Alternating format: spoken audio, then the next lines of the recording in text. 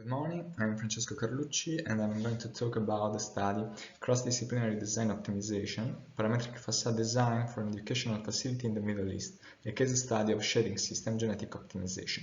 This study has been realized with Marco Merla thanks to the work developed in Ars Italia during the last years. This work regards the study of a tilted facade with an external shading system with a fixed lower length of 50 cm and a genetically optimized upper length.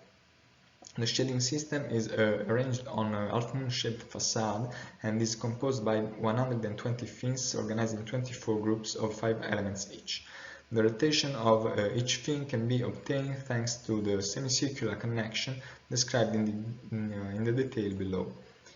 While regarding the fins optimization, the genotype is constituted by the rotation of the fins that ranges between minus and plus 40 degrees in steps of 10 degrees and by the upper length of the fins that ranges from 50 centimeters to 1.5 meters in steps of 25 centimeters. In order to guarantee the right homogeneity to the facade, adjacent fins cannot have relative rotations higher than 10 degrees and the relative length increases higher than 25 centimeters. Firstly, a weather analysis has been conducted. The results of this analysis for the city of Doha in Qatar are shown in this picture, and they pointed out a very hot weather ranging from 13 Celsius degrees to 46 Celsius degrees and a significant incident solar radiation mainly focused on the southwest facade. In this picture you can see the algorithm that we have developed. Firstly, it analyzes the weather data. Secondly, defines the fins length considering the previously showed criteria. Thirdly, it defines the geometry of the fins and subsequently it defines their rotations.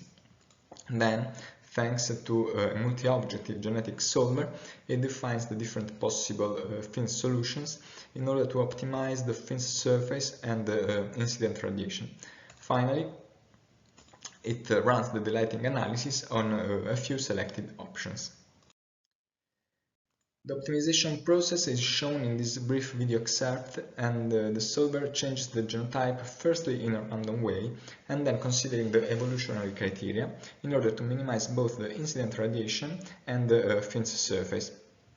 The results are shown in the picture below, and the blue circle represents the history of generations, so all the analysis conducted, while the green area represents the Pareto frontier. In other words, all the non-dominated solutions, so the best trade-offs. From this Pareto frontier, 3 different options has been considered to study the reduction of thermal radiation. Results of thermal analysis are shown in these pictures. We are reporting the facade without fins, the facade with non-optimized orthogonal fins, and the selected non-dominated options. The optimizations decrease significantly the incident radiation, reaching a maximum reduction of nearly 48% with respect to the no-louvers configuration. Starting from these results, the no-fins configuration, the orthogonal fins configuration, and the third optimized solution have been considered for a further daylighting analysis. Starting from the thermal analysis conducted, for each selected configuration, an illuminance study has been conducted on the 21st of June and on the 22nd of December to understand the light distribution in different periods of the year. Then, annual daylighting analysis has been conducted to calculate ASE and SDA, and the results are reported in this table.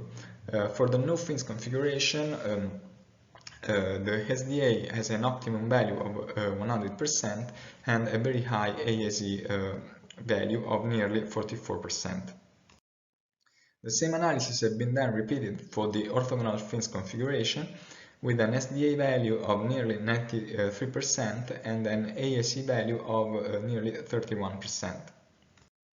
Finally, this analysis has been conducted also on the optimized solution that confirms that the SDA has the same value of the orthogonal configuration, while the ASE registers a slightly higher value of nearly 34%.